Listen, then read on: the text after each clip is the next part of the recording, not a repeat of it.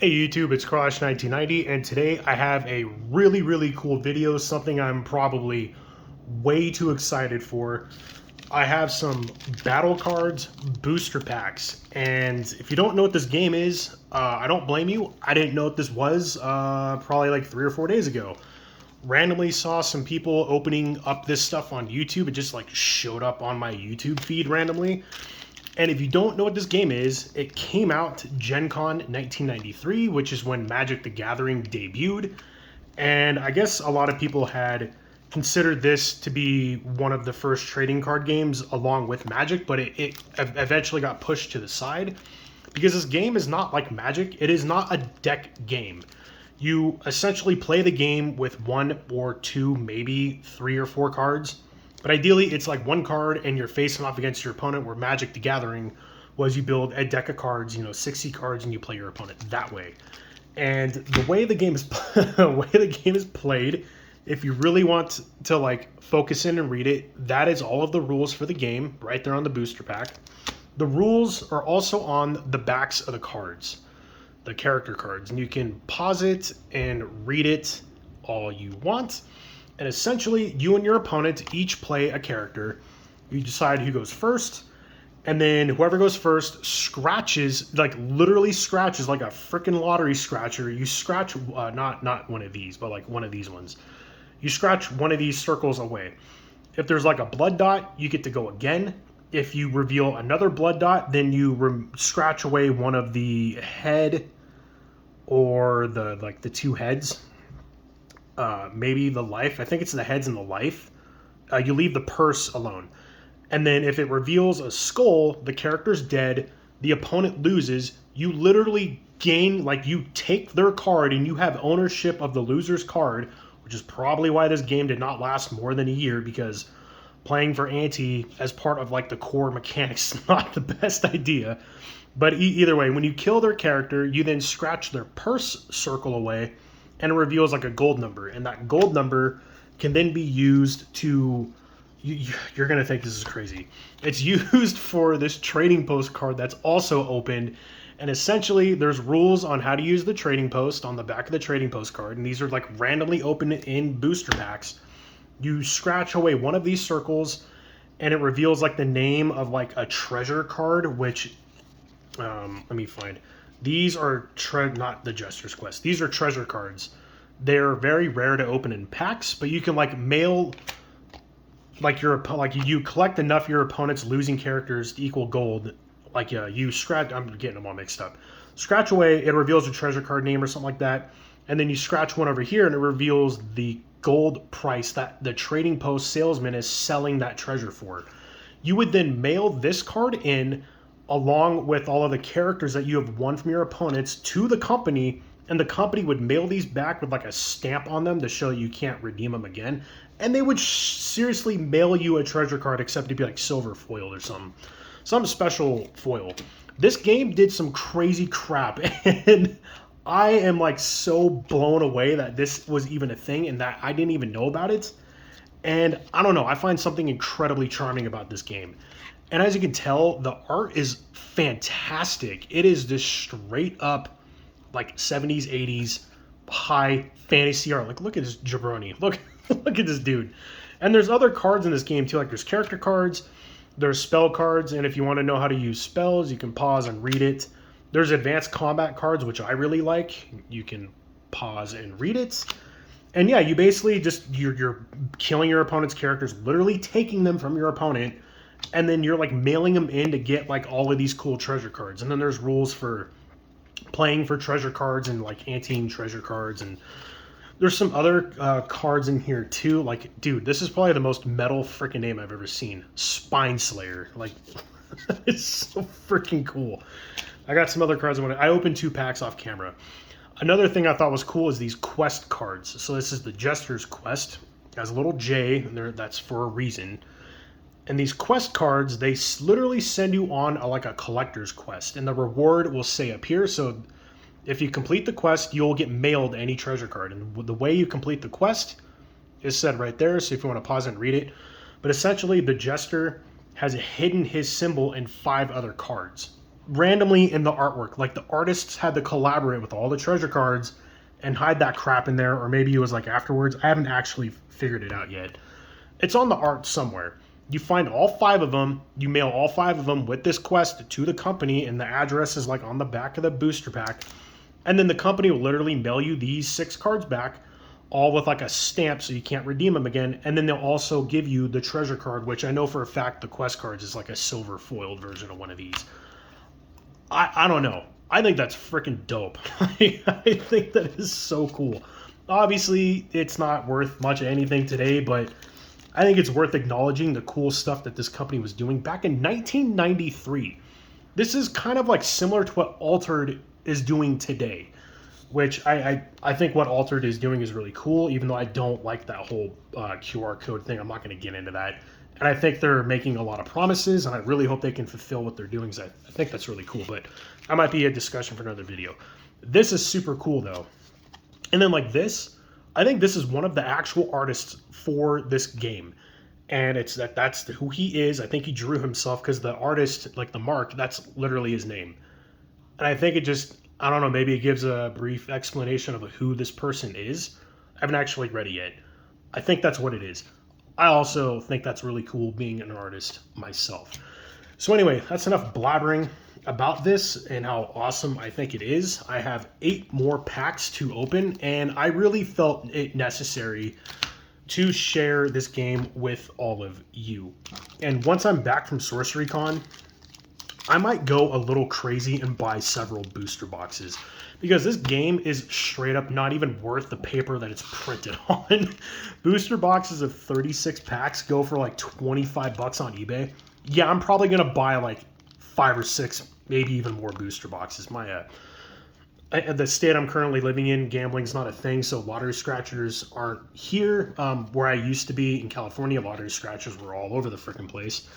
And my girlfriend, when she would come visit me, because we were long distance for a while, she got addicted. Not addicted. She really, I showed her lottery scratchers, and she thought they're a lot of fun.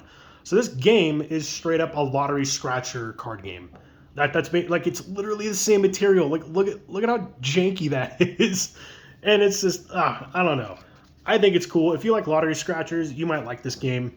Something I plan on doing with all the booster packs I will be getting eventually is whenever I go to events and you have like, you know, those quick 15, 20 minutes in between rounds, if you don't have to go to the bathroom, or if you don't have to get food, dude, like bring a pack of battle cards, crack it open, and play with some random people. Like use up that time, have fun. You know, and the short gist of it is, this game, there's not a whole lot of strategy. It's just who guessed luckier. But that's kind of the whole point and the charm of it, right? I don't know. I think that's something to not overthink too much. I will say these advanced combat cards, if you want to see how they're used, there they are. These add less randomization and more strategy to the game. Anyway, okay, enough of that.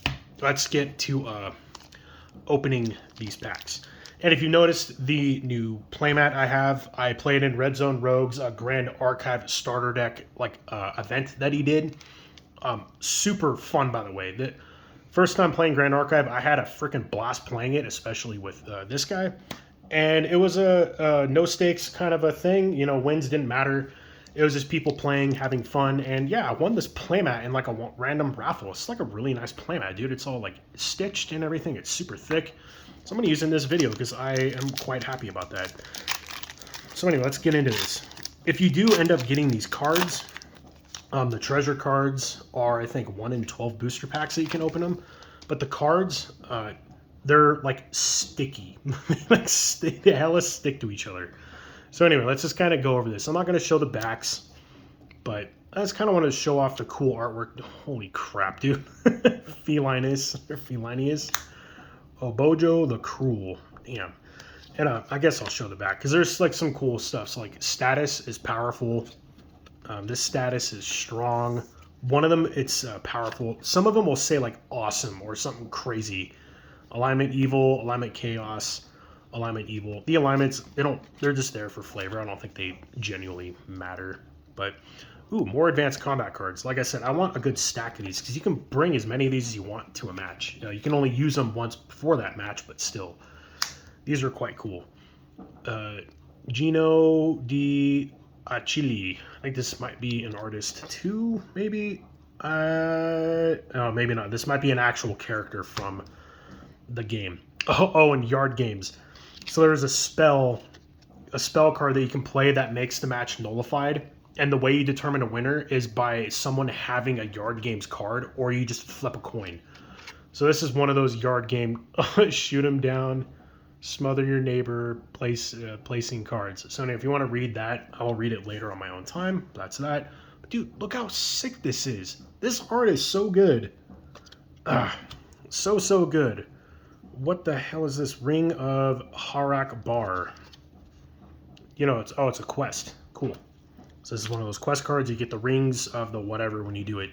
This dude is yoked. Expect a lot of just yoked, ripped people in this artwork too. Status Warrior, Alignment Justice. No kidding. And then the Iron Maiden. Yo, Eddie. Yeah. So anyway, that was the first pack. And like one pack is... I think there's 10 cards per pack. You know, that's a decent amount of value for... not these cards literally have no replay value because once you scratch them off, they're no longer playable, and you just put them in a binder. That might have been another downfall of this card game, but yeah, I mean, you could play like easily 2 rounds for 2 people. Yeah, this is one of those spell cards. The way you play a spell is when you go to attack, instead of scratching off your opponent's thingy, or maybe when you do. You scratch one of these circles off first to see if the spell succeeds. If it doesn't, the spell literally just does nothing. If it does whatever is written right there. So that's pretty cool. Just a casual Wolfman. Got some Battle Arcs. That is this classic 80s high fantasy, Sister of Darkness. And we got a double. And the set is only 139 cards, not including treasure cards, not including the silver cards. And I think there's like a king card that you had to mail in that is also not included in the 139 cards. You can buy the whole 39 card set for like 20 bucks on eBay too, which I definitely plan on doing. So we definitely gotten some doubles, which is expected. Yard Games. I do want doubles of a lot of this stuff anyway. And wow, I'm already up to almost up to 13 minutes because I was running my freaking mouth about how awesome I think this stupid little game is. So anyway, let's go let's go a little faster. So this is another spell card. Oh, Shula the Archeress. Yo, definitely some like Boris Vallejo type vibes going on with this. Secret 5. Oh, here's one of those trading post cards. Secret 5. So on the backs of the treasure cards, there's a decipher, and it says whatever the hell it says, right? These secret cards are literally keys to solving these things. And I think if you like do something special and you decipher the code and mail it to them, they'll probably give you some other crazy crap, because that's kind of what this company was all about. Oh my gosh, I think that's so cool. Here's that trading post card and the thing. So you want a ton of trading post cards, I would imagine. And this name I'm not going to try and pronounce. There's another secrets card. And there's the thing on there if you really want to decipher secrets for yourself. Ooh, just a casual Hill Goblin. And then, what is this? Campaigns? I have no clue what the hell that is. Oh, Campaign Battle, Adventures, Alignment. Ooh, this is probably alternative modes of play. Oh, let's put it down here. And then, another Hill Goblin. All right, next pack. I wonder if we'll even open a treasure. That would be cool to open a treasure so I can kind of show you all. But they said, theoretically, like nothing was chase printed, like everything is equally printed. I never believe when companies say that, honestly. But there's another Hill Goblin. What is this? Ferrario the Valiant. Yeah, these cards like super stick to each other, so just be careful you're not like peeling the picture away. Another secrets. Maybe we'll get all 5 secrets. We got 3 of them already. That'd be really funny. Where did I put them? There we go. Crypt Stalker. Another trading post. Oh, don't break. There we go. Maglin Vin. Very cool art on that one. Prince Gallant. I think I got a different prince too. Vangoria. This is like the world that this game takes place in. I don't know what it does, but I think it's just a bunch of lore. you know, have fun pausing that and reading it if you so choose to. Les Edwards. Maybe where's more Edwards at? And here's another spell. All right. Yeah, this... I am probably going to do more videos on this in the future, so hopefully you all like this crazy game as Dude Strangler. That dude got strangled. Hopefully you all like this as much as I do. Advanced Combat, the Bowmaster. Look at the texture and like the way the artist did the shading and lighting. It's like very textural. It looks like I'm looking at a painting, and I really appreciate that. And then there's just Rip Jabroni dude again. Warg the Might. It looks like a big old dragon, but I think it's the dude on the horse, maybe. If I can peel him away. Oh, there's another secrets. Wait, how many of the secrets have I gotten already? Let's put them in order. So wait, 3, 1. So I'm literally just missing secrets number 2, and I'll have the whole... I think there's only 5 of them. Maybe I'm wrong. I'm pretty sure there's only 5. I'm probably wrong. I'm normally wrong when I'm confident about stuff like that. Ooh, Angel of Death. Yo, let's go. Looks like an old school, like, album, metal cover, like 80s metal band cover. And then Kingdom. Okay. Fair enough. What the hell is he? Status powerful, chaos, or alignment, chaos. Funny. Yeah, have fun with that, dude. I can like open these. These packs, by the way, are definitely like old. They remind me of old Jihad booster packs, where they're very like thin and plasticky feeling, like not tissue paper, but they're very thin and plasticky feeling. This dude definitely looks fearless. I will say that. Diacord also looks equally fearless, and she also looks. Sylvain looks very fearless. You can hear the peeling. Dude, look at the art on that one. Gargantuan. Yeah. Oh my gosh. The scratch and slay combat rules. I love that. More secrets. Oh wow. I like how the card checklist from 1 through 39 is one of the cards you have to open. That is so jank. Oh my gosh. Barbarian. This video is going on way too long. Janu the Hunter. Yo. So you got 2 whole packs left. Sorry for the glare. The current lighting situation is making it very glary in that one little spot. And so far, no treasure. So maybe the odds of opening a treasure are really that rare. But another trading post, like I said, if you're really into this game and you're like in 1993 to 94 when the game existed, you're probably hoarding the crap out of those so you can get all those cool treasure cards in mail. And some like Planet of the Apes looking stuff there, right? What is the Sisters of... What the hell? Alignment evil, status powerful. Fair enough. Quain Warrior. Mental combat. No need to use fisticuffs when you can use your head. Spell. That is definitely Hellhound Cerberus right there. 3-headed doggo. If I can unstick from the rest of the cards. There we go.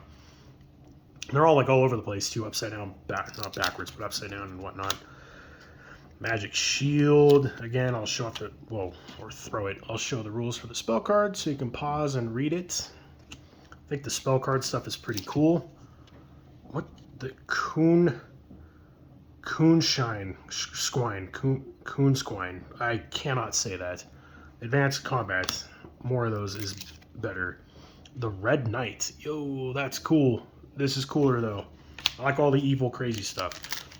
So anyway, this is the last pack. Yeah, I definitely enjoyed this way more than I probably should. If you played this game, let me know in the comments down below how freaking like cutthroat and ruthless was it. It's like taking your opponent's cards, like every game being for ante. And if you had fun with it, and also if you just played this game, let me know what you think of it too if you haven't. Like, dude, you can't deny the art looks amazing. I think the card templating looks great outside of all the lottery scratcher circles, but I also think that adds a lot of character to the game as well. The cards do come kind of janked up, but for what it's worth, it's like not the greatest card stock on the planet either. So keep that in mind. Not like the cards are really worth much of anything anyway. Ooh, Saint Charity's Quest. What is her reward? Lear the Eternal Song. Ooh. And there's the quest stuff down there. If you want to figure that out and do it, you know, there's one of those. Oh, look, another checklist. 40 through 76. suspiciously in the same order. Let me just open this. Yeah, just put that down there. Quain Warrior. And I think you would want doubles of a lot of this stuff in case you had like a really cool character you like the art for and you like screwed up because you're unlucky and lost it. Yeah, you have another one. And like having a binder full of like trophy cards that you took from your opponents would be kind of sweet too in its own right, I think. There's another secrets.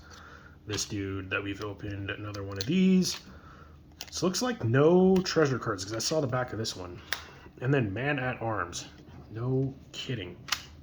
It's just in case you wanted to see the treasure cards again.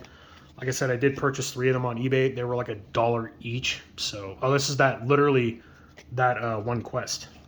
So if you did this quest, they would mail this to you, but it would be like silver bordered or something. I have no idea. But anyway, there's the treasures. They look really cool. So anyway, that is the opening. Yeah, like I said, if you played this, let me know what you thought about it, how it was, and if you haven't played this, let me know your thoughts. Greatly appreciate it. Probably not a whole lot of videos this week as I'm prepping for SorceryCon. I might do one last video of like the decks and all the stuff I'm taking. And then I plan on doing, not like a vlog, but I'll be recording little videos and taking pictures and posting them when I can. I'll probably be doing a lot of photos and posting them on the community tab on my channel. So anyway, thank you all for watching. Make sure to like, comment, subscribe, and yeah, you know, I will catch you all later. See ya.